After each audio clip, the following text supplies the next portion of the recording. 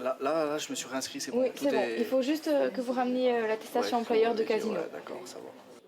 Paul, 23 ans, a arrêté l'école en 3e et n'a aucune formation. Il semble avoir besoin d'être véritablement épaulé. Ça fait 3 années, madame. 3 années que je suis à la recherche d'emploi, que j'arrive pas à trouver encore bien ce que je veux faire, en fait. Alors, dans quel secteur? Est-ce que vous avez une formation particulière et dans quel secteur? Formation, non. Non, je n'ai pas de formation et je suis preneur à tout, en fait. Paul fait donc partie des 18 170 chômeurs de catégorie A répertoriés en 2017.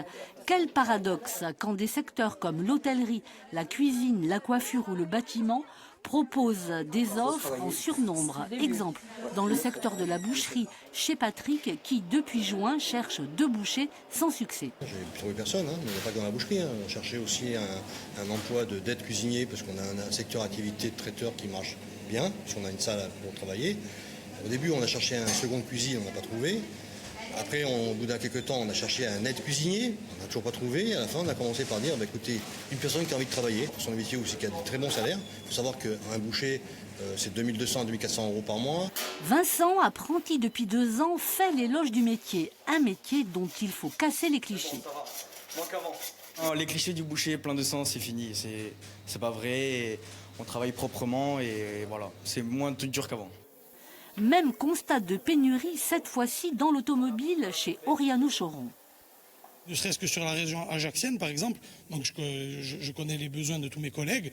On doit chercher une trentaine de personnes pour travailler dans ce secteur, que ce soit carrossier, mécanicien, électricien auto, on ne trouve pas.